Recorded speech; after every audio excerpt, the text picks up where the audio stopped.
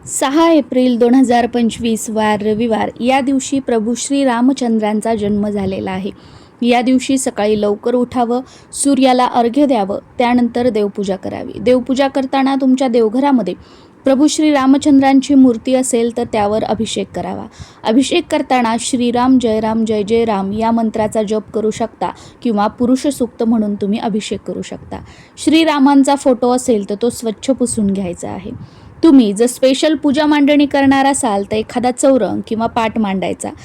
अगोदर खाली फरशीवर स्वास्तिक काढायचं, त्यावर हळद कुंकू अर्पण करायचं आणि त्यावर चौरंग किंवा पाट ठेवायचा.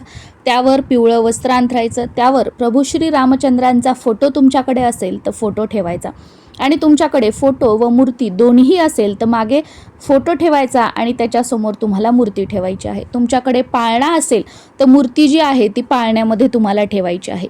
प्रभू श्री रामचंद्रांचा जन्म दुपारी 12:39 झालेला आहे.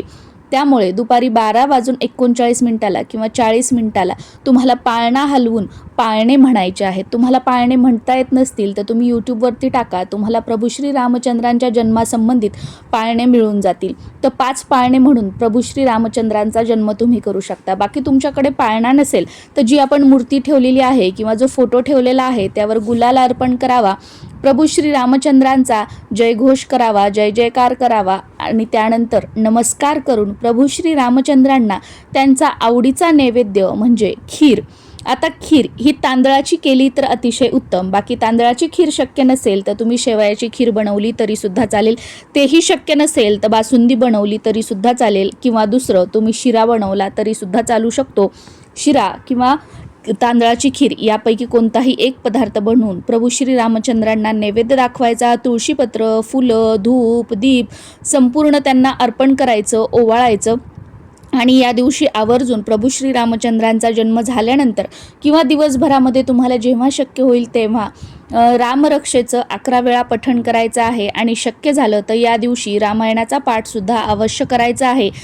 ते शक्य नसेल तर मोबाईलवर या दिवशी तुम्ही रामायण ऐकू शकता किंवा रामरक्षा जी आहे ती तुम्ही ऐकू शकता. आणि आवर्जून रामरक्षा पठण केल्यानंतर मारुती स्तोत्राचं आवर्जून पठण करावं आणि या दिवशी हनुमान चालिसासुद्धा पठण करावी किंवा मोबाईलवर ऐकावी.